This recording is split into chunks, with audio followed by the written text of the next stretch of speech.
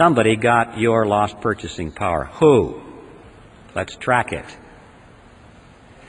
Those people who got the lost purchasing power were the ones who were right at the point where the new money was injected into the pot.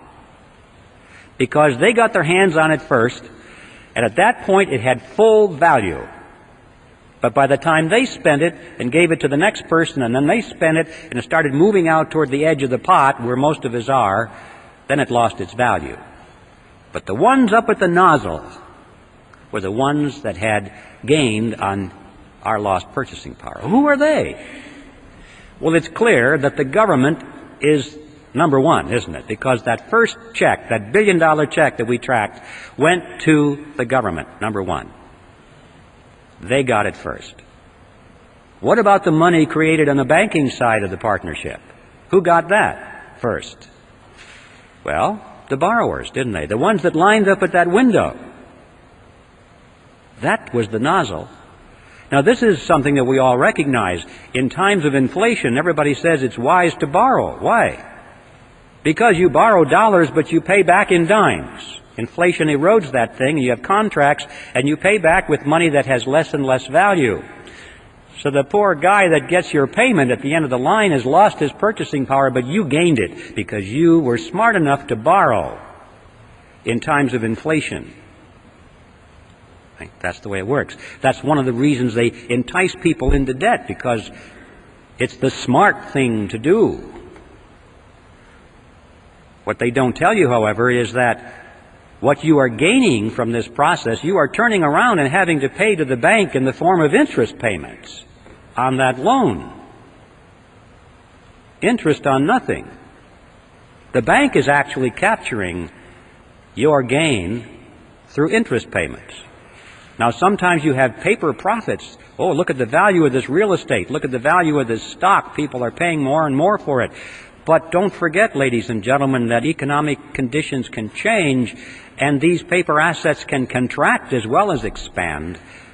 And when the economy does contract, as usually it does, always does, then people are wiped out. They don't realize that the boom-bust cycles that we have had since the creation of this Federal Reserve mechanism is like a sawtooth. The economy expands slowly for long periods of time, 10 years, 20 years, 30 years, and people think this is going to go on forever. And then, boom, it comes down, usually very quickly. A lot of people lose their assets. And then it starts again for another 20 or 30 or 40 years. Oh, it's a wonderful ride, and then, boom, it comes down. And every time it comes down, people lose their investments. Notice, however, when you go to the bank and they give you something which costs them nothing to create, what do they want from you in return? Signature on the dotted line for your car, your house, all your assets, right? So if you can't make your payments of this nothing money, they get your marbles. They always win. In times of whether it's expansion or contraction, it doesn't make any difference. It was planned that way, carefully worked out. These people are scientists, ladies and gentlemen. This is the bottom line, that those who gain your lost purchasing power are the two groups that comprise the partnership in the Federal Reserve System, the government and the banking cartel. Now, this process is a tax. I don't care what you call it, inflation, or what name you want to give to it, it is a tax. If there's anything you remember about this presentation this evening, I hope it is this, that inflation is a tax. This is why these two groups are in the partnership. On the government side, they are able to tax their citizens in any amount, unlimited amounts of money, without the people even knowing that they are in fact paying a tax. And on the banking side, they are able to collect perpetual interest on nothing.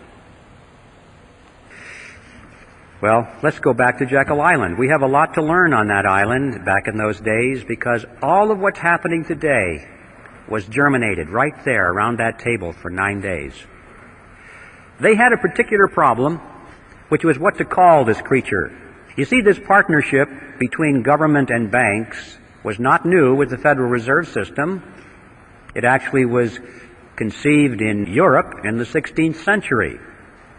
And it was experimented and then finally perfected with the formation of the Bank of England in 1694.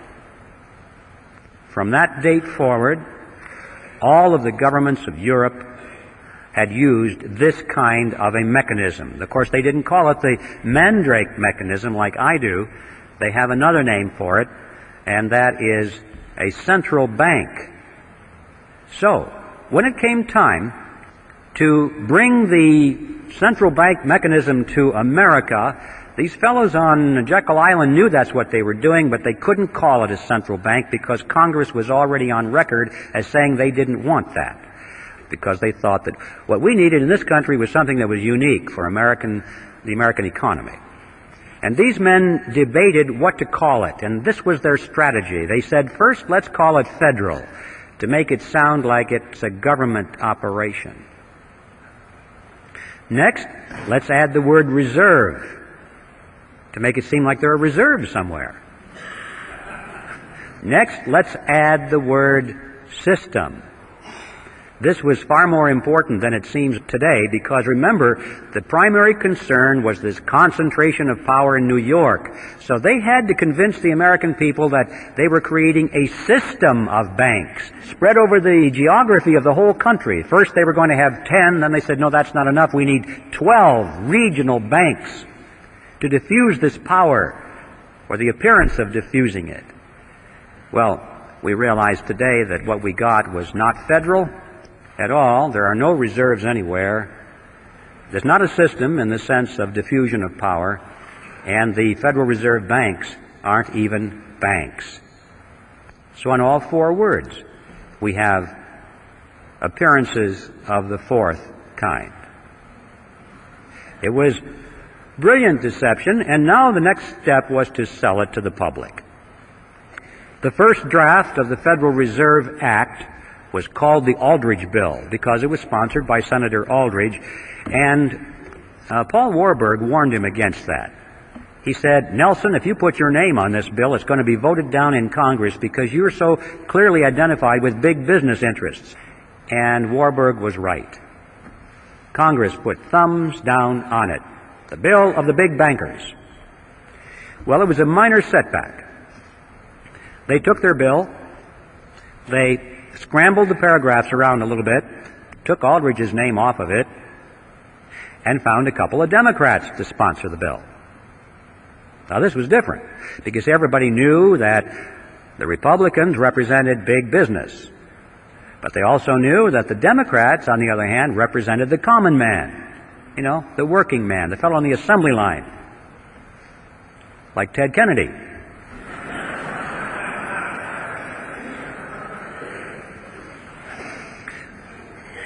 So they found a couple of millionaire Democrats to sponsor the bill. Carter Glass in the House and Senator Robert Owen, who was himself a very successful banker, sponsored the bill, and now it was the Glass-Owen bill. Next, Aldrich and Vanderlip began to give speeches and interviews to newspaper reporters condemning the bill that they had written. They said, this bill will ruin the banks. It'll be terrible for the nation. And of course, by the time that got into the newspapers and the average person read that, they were saying, golly, the big bankers don't like this bill very much. It must be pretty good. You know, you have to give these fellows credit. They weren't stupid. They didn't get to be where they were by being country bumpkins. They understood mass psychology, they understood politics, and they played their cards exceedingly well. Meanwhile, these same individuals were, out of their own pockets, financing so-called grassroots study clubs that were springing up all over the country, holding public meetings, printing and distributing pamphlets extolling the virtues of the Federal Reserve Act. They gave huge amounts of money to some of our better-known universities in America.